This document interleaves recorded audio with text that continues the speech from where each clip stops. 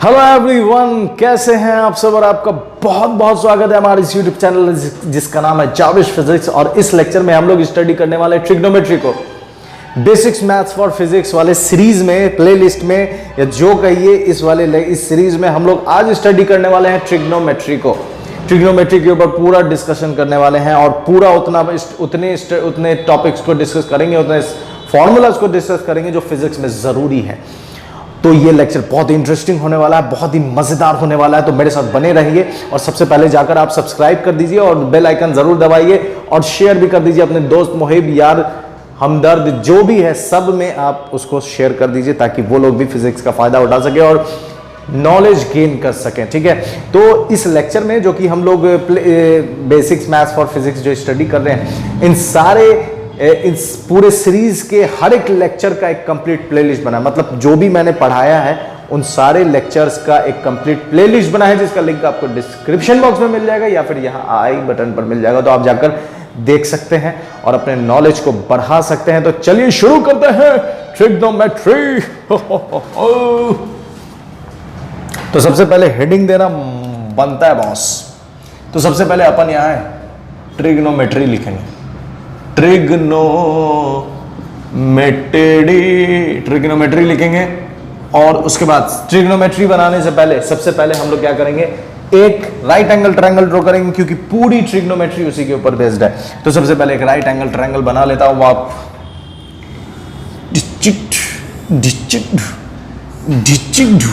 ये मैंने एक राइट एंगल ट्रायंगल बना लिया। इसका नाम दे देते हैं ना, ए बी सी। ये एक राइट एंगल ट्रायंगल है। अगर ये थीटा है, आपको पता है ना कि एक ट्रायंगल के अंदर सम ऑफ थ्री एंगल कितना होता है, 180 डिग्री होता है। तीनों एंगल का सम कितना होता है, 180। तो एक 90 है तो बचा दो जो रह गया है उससे 90 होगा। मतलब क्योंकि 180 होता है, 180 में से 90 तो आपको मालूम है, तो बचा जो दो वो 90। तो ये अगर थीटा है तो इसको क्या लिखेंगे, 90 माइनस थीटा। ठीक है, ये बात समझ में आ गई। ये थीटा है तो ये 90 माइनस थीटा है। अब थोड़ा एक और चीज समझते हैं। 90 के सामने वाला ये 90 है। ठीक है, 90 के सामने वाला हमेशा क्या होता है, हाइपोटेनस होता है। ये 90 डिग्री है, इस 90 के सामने वाला क्या होगा, हाइपोटेनस होगा। तो मैं थोड़ा डिजाइन बना लेता हूं, एक सेकंड हो गया। ये 90 डिग्री है तो इसके सामने वाला जो साइड होता है वो हाइपोटेनियस, उसको क्या बोलते हैं, हाइपोटेनस हो गया। अब ये फिक्स्ड है, 90 के सामने वाला क्या होगा, हाइपोटेनस होगा। लेकिन अगर हम बात करें, देखिए फॉर एंगल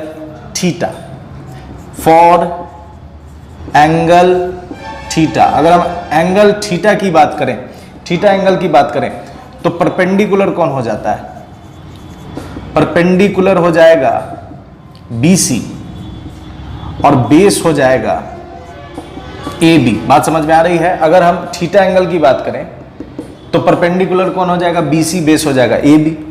लेकिन अगर हम बात करें फॉर एंगल, कट रहा है क्या, ओ भाई कट रहा है क्या, कट रहा है, लग रहा है कट रहा है। ठीक है, देखिए अगर यहां की बात for angle theta, perpendicular BC, base हो गया AB। ठीक है, अब अगर हम बात करें फॉर एंगल 90 माइनस थीटा की अगर अपन बात करें तो इसके लिए परपेंडिकुलर कौन हो जाएगा, इसके लिए परपेंडिकुलर हो जाएगा 90 माइनस थीटा के लिए AB। ठीक है, 90 माइनस थीटा के लिए हो जाएगा परपेंडिकुलर AB डिविलियर्स। ठीक है, परपेंडिकुलर। और बेस कौन हो जाएगा, 90 माइनस थीटा के लिए बेस हो जाएगा BC।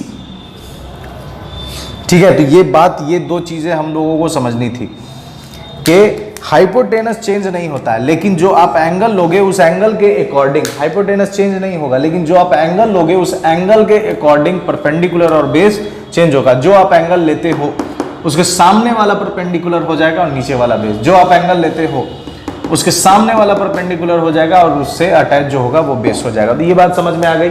अब हम लोग बात करते हैं टी रेशियोज की। ठीक है, ये हम लोगों ने इतना काम कर लिया, इसलिए इसका घेराबंदी करना ज़रूरी है ताकि जगह की बहुत मारामारी चल रही है आज। ठीक है। अब देखिए, अब हम लोग बात करेंगे किसकी, ट्रिग्नोमेट्री। अब हम लोग बात करते हैं ट्रिग्नोमेट्रिक रेशियो, जिसको हम लोग बोलते हैं T ratios, T ratio, trigonometric ratio. ठीक है, तो ट्रिग्नोमेट्रिक रेशियो में हम सारा काम करेंगे किसके लिए, थीटा के लिए। ठीक है, तो परपेंडिकुलर, तो देखिए ट्रिग्नोमेट्रिक रेशियो एक्चुअली में क्या है, तो ये रिलेशन है साइड और एंगल के बीच का रिलेशन है। ठीक है, साइड जो 3 साइड है, उस 3 साइड में से 2 साइड और एक एंगल, उस तीनों के रिलेशन को ही हम लोग क्या कहते हैं, टी रेशियोज। मतलब कि ये साइड के रेशियो को हम लोग रिलेट करेंगे किससे, एंगल से। जैसे ये आपने 10th क्लास में पढ़ा होगा, साइन थीटा, साइन थीटा होता है perpendicular by hypotenuse, cos theta होता है base by hypotenuse, tan theta यह होता है परपेंडिकुलर बाय बेस। अब इसका जो भी है इसका उल्टा है, साइन का उल्टा हो जाएगा कॉसेक, कॉसेक थीटा, तो ये हो जाएगा h बाई पी।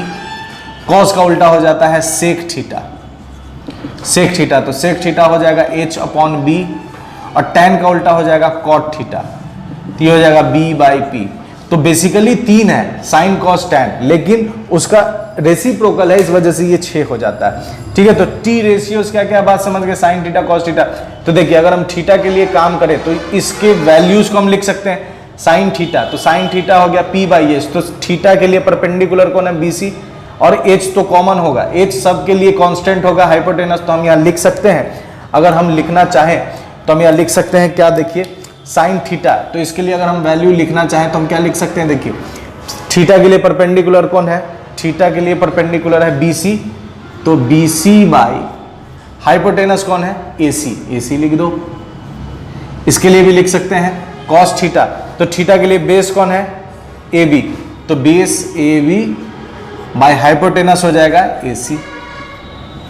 ठीक है, AC हो गया।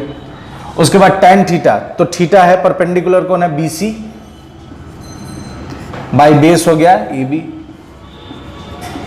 ठीक है, अब कॉसेक थीटा में इसी का उल्टा, तो AC BC बाई AC है, तो ये हो जाएगा AC by BC। Sec theta है H बाई B है, तो ये हो जाएगा AC by AB। Cot theta tan theta का उल्टा हो जाएगा, तो AB बाई BC। तो इसको हम लोग क्या बोलते हैं, ट्रिग्नोमेट्रिक रेशियो बोलते हैं। तो इसको भी लाइन में हम लोग डाल देते हैं,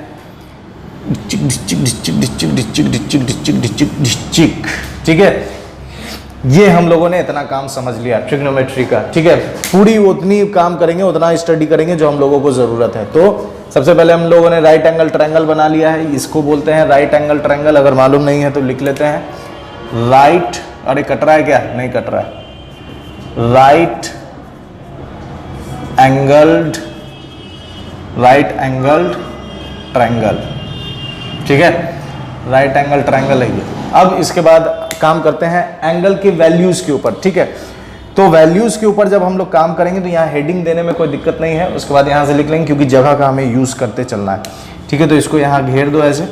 अब हम लोग डिस्कस करेंगे किसके ऊपर, अब हम लोग बात करेंगे, ठीक है, अब हम लोग बात कर रहे हैं वैल्यूज ऑफ सम एंगल्स। कुछ एंगल के ऊपर हम लोग, कुछ एंगल के वैल्यूज को हम लोग समझने वाले हैं। जैसे कौन कौन है उसमें, 0 डिग्री है, 30 डिग्री है, 45 डिग्री है, 60 डिग्री है, 90 डिग्री है। ठीक है, ये जो 5 एंगल है, ये 5 एंगल कॉमन एंगल है, मुंह पर होना चाहिए, बोलो जुबान केसरी, वैसे ही वाली बात है। इस वजह से ये 5 एंगल के ऊपर हम लोग काम करेंगे। उसके बाद इसके अलावा जो एंगल्स आते हैं उसके लिए कुछ ट्रिक हम लोग समझेंगे। क्या समझेंगे, ट्रिक। ठीक है, देखिए ये 5 एंगल बेसिक है, तो इसके लिए इसका भी ट्रिक है। अगर आपको याद नहीं, ओ माय गॉड मुझे 0 डिग्री का याद नहीं, 30 डिग्री का याद नहीं, तो सबसे पहले आप ट्रिक दो लिखो ना यार। देखो ट्रिक में लिख रहा हूं, तो यहां पर मुझे ब्लैक कलर चाहिए।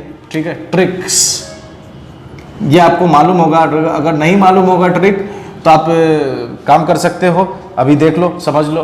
ठीक है, देखिए सबसे पहले आप क्या लिखिए, यहां पर डाल दीजिए 0 डिग्री। ठीक है, 0, फिर उसके बाद डाल दो 30 डिग्री, फिर उसके बाद डाल दो 45 डिग्री, फिर 60 डिग्री, और फिर 90 डिग्री। ये ऐसे लिख दो 0, 30, 45, 60, इतना तो आप लिख सकते हो, बच्चे नहीं हो इतना आप लिख सकते हो, 0, 30, 45, 60 डिग्री 90। अब क्या करना है, स्टेप 1, सबसे पहले 0 से काउंटिंग आपको आती है 1 2 3, यस सर आती है, तो 0 के नीचे 0, 30 के नीचे 1 2 3 4। क्या करना है, सबसे पहले आपको डिग्री लिख देना, उसके नीचे क्या करना है, 0 से 4 तक गिनती लिख देनी है, 0 1 2 3 4। उसके बाद क्या करना है, सबको 4 से डिवाइड दे देना है, सबको कितना से डिवाइड दे देना है, 4 से, सबको 4 से डिवाइड दे दो। उसके बाद क्या करना है, सबके ऊपर रूट चढ़ा देना है, सबके ऊपर रूट चढ़ा दो। अब इसको सॉल्व कर दो, जैसे ही आप इसको सॉल्व करोगे तो ये हो जाएगा 0, ये हो जाएगा 1/2, ये हो जाएगा 1/√2, ये हो जाएगा 1/√3/2, √3/2, और ये हो जाएगा 1। तो ये जो रिजल्ट आया है, अब यहां पर क्या करना है, आपको लिख देना है साइन, अब देखिए sine 0 degree 0, sine 30 degree 1/2, sine 45 degree 1/√2, sine 60 degree √3/2, sine 90 degree 1। Oh my god, you are so genius sir, ये तो बहुत बेहतरीन ट्रिक है। साइन का पूरा हो गया। अब हम लोग काम करते हैं कॉस। सर कॉस का भी बता दीजिए ना sir, cos please sir, cos का भी कोई दिक्कत नहीं है, इसको पलट के लिख दो। ये 1 इधर है ना, तो 1 को आप यहां लिख दो, ये √3/2 को यहां लिख दो, 1 ये यहीं लिख जाएगा, इसको इधर लिख दो और 0 को यहां लिख दो। Oh my God's, oh my God's, oh my God's, क्या बात है, मजा आ गया सर। tan भी निकाल सकते हो, tan निकालने के लिए क्या करना है, tan थीटा का फॉर्मूला होता है tan थीटा। अब आपको tan निकालना है तो tan के लिए इसको इससे डिवाइड दे दो, इसको इससे डिवाइड दोगे, इसको डिवाइड दे दो इससे। क्यों डिवाइड दोगे, क्यों आप डिवाइड दे रहे हो, तो यहाँ पर कुछ फॉर्मूला है, जगह है तो उसका यूज कर लेते हैं। इसमें से कुछ रिलेशंस है, क्या रिलेशंस है उसको थोड़ा देख लो। साइन थीटा बराबर होता है 1/cosec theta, cos theta 1/sec theta, ठीक है। उसके बाद tan थीटा 1/cot थीटा, ठीक है, ये इतना होता है। साइन थीटा होता है 1/cosec थीटा, cos थीटा होता है 1/sec थीटा, tan थीटा होता है 1/cot थीटा। सर ये कैसे, क्योंकि आपको अभी पता है साइन cosec उल्टा है, cos का उल्टा sec है, tan का उल्टा cot है, इस वजह से ये। अब इसके बाद देखो एक और चीज, ठीक है, tan थीटा का फॉर्मूला होगा sine theta by cos theta, ये tan थीटा का फॉर्मूला है। cot थीटा का फॉर्मूला होता है cos theta by sine theta, ठीक है। ये दो फॉर्मूला है, ये आपको दिमाग में रखनी है कि मतलब tan थीटा होता है साइन बाई कॉस और cot होता है cos बाई साइन। तो tan थीटा होता है चूंकि sine theta by cos theta, इसलिए साइन को cos से डिवाइड दोगे तो आपको इसकी वैल्यू निकल जाएगी 0, ये हो जाएगा 0/1 तो हो जाएगा 0, ये 1/√2 और डिवाइडेड बाई √3 तो ये हो जाएगा 1/√3, ये हो जाएगा 1/√2, ये हो जाएगा 1, ये हो जाएगा √3 और ये हो जाएगा अनडिफाइंड। तो साइन कॉस टैन तीनों की वैल्यूज आपने निकाल ली और ये फॉर्मूला आप भी समझ गए। तो ये जो है जुबा पे होता है ये एंगल, इसकी वैल्यूज आपको दिमाग में होनी चाहिए। लेकिन कुछ ऐसे एंगल्स हैं जिसको हम लोग समझेंगे, ठीक है, कुछ ऐसे एंगल्स हैं जिसको हम लोग समझेंगे, जैसे सर 0, 30, 45, 60, 90, इसके अलावा कुछ एंगल है जो बहुत ज्यादा आते हैं फिजिक्स में और उसको हम लोगों को समझना है, जैसे 53 डिग्री। अब हम लोग काम कर रहे हैं किसके लिए, 53 डिग्री और 37 डिग्री, ये बहुत आता है। 53 डिग्री 37 डिग्री, ठीक है, और 15 डिग्री 75 जो बोलिए, ये 2 डिग्री का वैल्यू कैसे मालूम करेंगे। तो इसके लिए हम लोग एक ट्रायंगल को याद कर लेंगे। एक ट्रायंगल, देखिए ट्रायंगल क्या है, एक ट्रायंगल हम लोग लेंगे, ठीक है, ये हमने एक ट्रायंगल लिया, ये ट्रायंगल राइट एंगल ट्रायंगल लेना है आपको, ठीक है, ये राइट एंगल ट्रायंगल ले लेना है। ये 37 डिग्री और यहां मान लीजिए 53 डिग्री, और इस वाले साइड को 3, इधर 4 और इधर 5, ठीक है। ये हो जाएगा आपका, ठीक है। इसको मैं चेक कर लेता हूँ, ये मेरा ट्रिक है, आपको नहीं समझ में आएगा। tan 53, एक मिनट, ये मेरा ट्रिक है, आपको समझ में नहीं आएगा। परपेंडिकुलर 4/3 इंटू 0.74, ये हो जाएगा 100 और 25, सही, चलिए सही है, ठीक है। ये आपको याद कर लेना है, ठीक है, कि इस वाले ट्रायंगल से आप tan 37 कोई भी निकाल सकते हैं। जैसे सर एक निकाल के बता दो ना सर, ठीक है, रुक जाओ यार, रोते नहीं है, मैं बता दे रहा हूँ, ठीक है। देखिए यहाँ पर अगर आप sin 37 डिग्री निकालो तो sin 37, साइन का फॉर्मूला क्या था, P/H, और जो एंगल लेते हैं उसके सामने वाला परपेंडिकुलर होता है, तो 37 के सामने परपेंडिकुलर है 3/5। वैल्यू डाल दीजिए, सॉल्व कर दीजिए, न्यूमेरिकल सॉल्व हो जाएगा। तो इसी तरह sin 37 cos 37 कुछ भी आप निकाल सकते हैं। अब बात करते हैं किसकी, अब बात करते हैं 15 डिग्री और 75 डिग्री। तो 15 डिग्री और 75 डिग्री के लिए भी क्या करेंगे, एक ट्रायंगल बनाएंगे, ठीक है, एक ट्रायंगल बनाएंगे।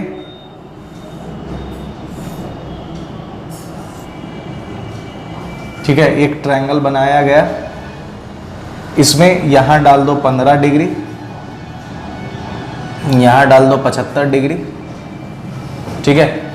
ये हो जाएगा √3 + 1, ये हो जाएगा √3 - 1, और ये हो जाएगा 2√2।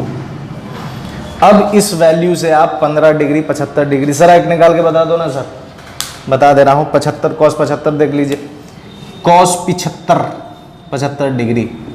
तो जो एंगल लेते हैं उसके सामने वाला परपेंडिकुलर, मतलब ये हो गया बेस, तो ये हो गया √3 - 1/2√2 cos 75 डिग्री। तो आप ये ट्रिक से इतना याद कर लो, और इस दो ट्रायंगल वाले ट्रिक से आप 53 डिग्री, 37 डिग्री, 15 डिग्री, 75 डिग्री।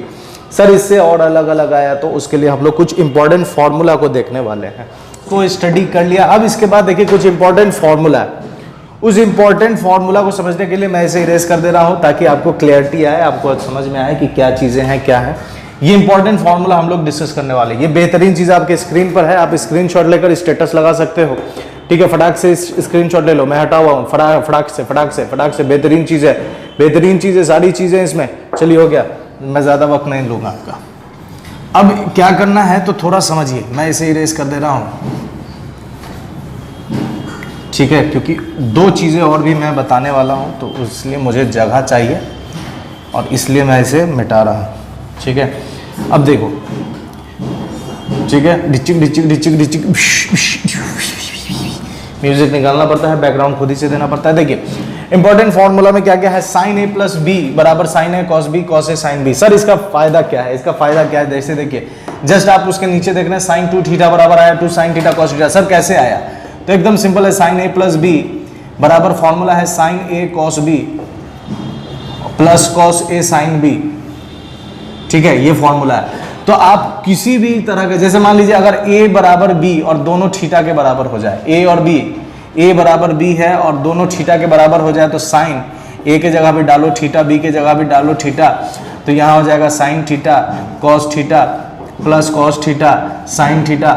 और देखो अगर ध्यान से, तो ये सीधा हो जाएगा 2 sin थीटा cos थीटा, उसके बाद sin थीटा थीटा हो जाएगा sin 2 थीटा। तो ये आपका जवाब आ गया। तो यही फॉर्मूला हमने यहाँ लिख दिया है। उसी तरह sin A - B है। सर इसका और क्या यूज है, और क्या यूज है, जैसे देखिए अगर आपको 120 डिग्री नहीं पता है, आपसे पूछा कि साइन, आपसे सवाल क्या किया, साइन 120 डिग्री बताइए, आपको तो नहीं पता है, लेकिन आपको 30 डिग्री की वैल्यू मालूम है, 90 डिग्री की वैल्यू मालूम है, तो आप साइन 120 को ऐसा लिख सकते हो, साइन 120 को आप ऐसा लिख सकते हो, साइन 90 + 30 का ऐसा नहीं लिख सकते हो आप। जब आप ऐसा लिख सकते हो तो ये हो गया, ये ए, ये हो गया बी, इस पर बैठा दो, तो साइन ए के जगह डालना है आपको 90 डिग्री, कॉस बी के जगह डालना है 30 डिग्री, प्लस कॉस ए के जगह डालना है आपको 90 डिग्री, और साइन की जगह डालना है 30 डिग्री। साइन 90 होता है 1, कॉस 30 होता है √3/2, और कॉस 90 होता है 0, तो ये पूरा 0, तो आपको जवाब आ गया √3/2 साइन 120 डिग्री। तो इस तरह से आप, ये तो मैंने साइन के ऊपर बताया है, इसी तरह से आप कॉस में भी काम कर सकते हो, इसी तरह से आप tan में भी काम कर सकते हो। tan का तो और इजी है, जैसे मान लीजिए tan A + B है, तो आपको मालूम है कि tan का फॉर्मूला होता है, तो इसको आप sin A + B और cos a प्लस बी के ऊपर तोड़ कर काम कर सकते हो। अगर आपको tan नहीं याद है लेकिन आपको sin और cos याद है तो tan a प्लस बी को sin a plus b cos a plus b लिख दो और sin a का ये लिख दो, cos a प्लस बी का ये लिख दो, उसके बाद उसको एक्सपैंड कर दो, उसको सॉल्व कर दो तो tan a निकल जाएगा। तो फॉर्मूला मैं एक बार पढ़ के बता देता हूं कि क्या क्या फॉर्मूला है। फॉर्मूला का बेसिक यूज आप समझ गए कि किस किस केस में आप इसको यूज कर सकते हैं। अगर कोई एंगल नहीं मालूम है तो उसको सेट कीजिए, कितना कितना पर आप सेट कर सकते हैं, तोड़ दीजिए। सेम काम साइन के लिए भी, कॉस के लिए भी और टैन के लिए भी। Sine A plus B, sine A cos B plus cos A sine B, sine 2 theta हो जाएगा 2 sine theta cos theta, sine A minus B हो जाएगा sine A cos B minus cos A sine B. ये sine का formula हो गया। Cos का formula cos A plus B, cos A cos B minus sine A sine B, cos 2 theta, इसी में theta theta डाल दोगे तो cos 2 थीटा हो जाएगा cos square theta minus sine square theta. इसी को अगर हम cos को साइन में चेंज कर देंगे तो cos 2 थीटा का एक और फॉर्मूला हो जाएगा 1 माइनस 2 साइन स्क्वायर थीटा। इसी cos 2 थीटा में अगर हम साइन को cos में चेंज कर देंगे तो 2 cos स्क्वायर थीटा माइनस 1 हो जाएगा, साइन स्क्वायर थीटा हो जाएगा। और इसी में दाएं बाएं, इसको दाएं बाएं करोगे तो साइन स्क्वायर थीटा का फॉर्मूला हो जाएगा 1 माइनस cos 2 थीटा बाई 2। इसी में अगर cos स्क्वायर से दाएं बाएं करोगे तो ये हो जाएगा, मतलब देखो ये फॉर्मूला है, ये इससे निकला है, ठीक है, और ये वाला फॉर्मूला इससे निकला है, ठीक है।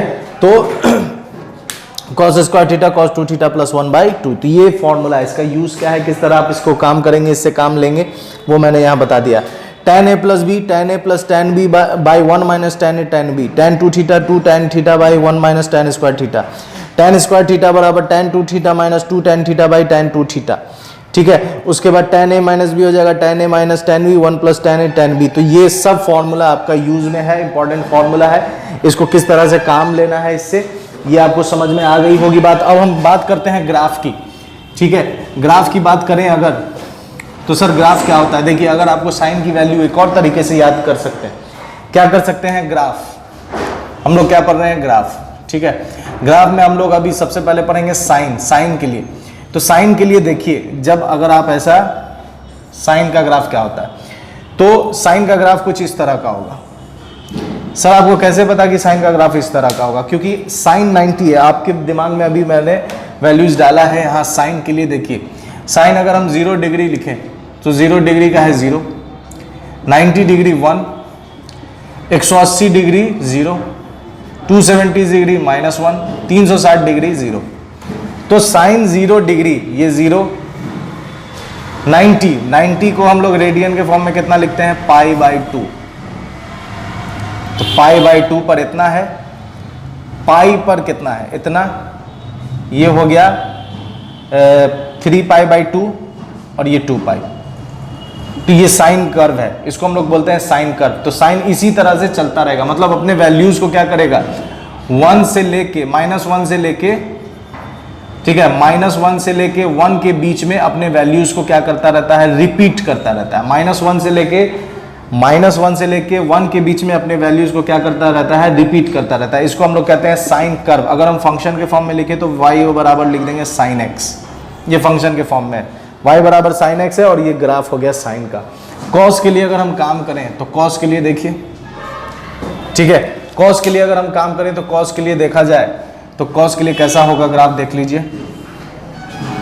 ठीक है। कॉस में देखिए, सबसे पहले कॉस 0 डिग्री होता है 1, 90 डिग्री होता है 0, उसके बाद 180 डिग्री होता है -1, 270 डिग्री होता है 0 और 360 डिग्री होता है 1, ठीक है। तो ये भी अपने वैल्यूज को 1 और -1 के बीच में रिपीट करता रहता है। लेकिन इसका ग्राफ कैसा होगा, तो जब ये 0 है तो ये कितना है, 1, मतलब इसका ग्राफ कुछ ऐसा जाएगा, इसका ग्राफ कुछ ऐसा जाएगा। देखिए जब ये 0 है,